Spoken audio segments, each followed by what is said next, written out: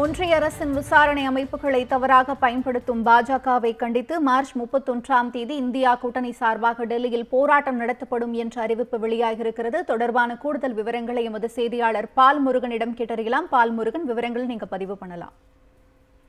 அதாவது அமலாக்கத்துறை, சிபிஐ உள்ளிட்ட அமைப்புகளை ஆளும் பாஜக அரசு தொடர்ந்து முறைகேடாக பயன்படுத்தி வருவதாக தொடர்ந்து புகார்கள் எழுந்து வருகின்றன.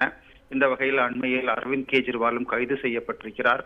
இப்படி பல்வேறு எதிர்கட்சியை சேர்ந்த தலைவர்கள் கைது செய்யப்பட்டு வருகிறார்கள். அவர்கள் மீது விசாரணை என்கிற பெயரில் அவர்களுடைய நடவடிக்கைகள் முறக்கப்பட்டு வருகின்றன. தேர்தல் நேரத்தில் இதுபோன்று செயல்படுவது எதிர்கட்சிகளை முற்றிலுமாக முடக்கும் செயல் என்று தேர்தல் ஆணையத்திலும் நேற்றைய தினம் புகார் அளிக்கப்பட்டது. இதன் தொடர்ச்சியாக வரும் 31ஆம் தேதி டெல்லியில் இந்தியா கூட்டணி சார்பாக ஒரு பெரும் போராட்டம் நடத்துவதற்காக தற்போது அனைத்து கட்சிகளுமே திட்டமிட்டிருக்கிறார்கள். அதாவது அமலாக்கத்துறை, வருமான வரித்துறை, சிபிஐ இந்த 3 அமைப்புகளையுமே தொடர்ந்து ஆளக்கூடிய பாஜக அரசு எதிர்கட்சிகள் மீது ஏவி விடக்கூடிய நடவடிக்கையை தொடர்ந்து மேற்கொண்டு வருகிறது. இது தொடர்பாகத்தான் தற்போது போராட்டத்திற்கு திட்டமிட்டிருக்கிறார்கள். அது மட்டுமல்ல, தேர்தல் ஆணையத்திலும் நேற்று ஒரு புகார் கொடுக்கப்பட்டிருக்கிறது.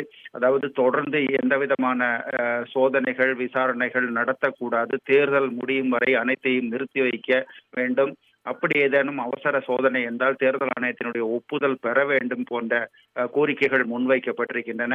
உச்சநீதிமன்றத்தையும் தற்போது அதாவது இந்தியா கூட்டணி சார்பாக நாடுவதற்காகவும் திட்டமிட்டிருக்கின்றார்கள். விரைவில் உச்சநீதிமன்றத்திலும் வழக்கு பதிவு செய்வதற்கான வாய்ப்பு இருப்பதாகவும் கூறப்படுகிறது. தனலட்சுமி, உங்களுடைய கூடுதல் விவரங்களுக்கு நன்றி பால்முருகன்.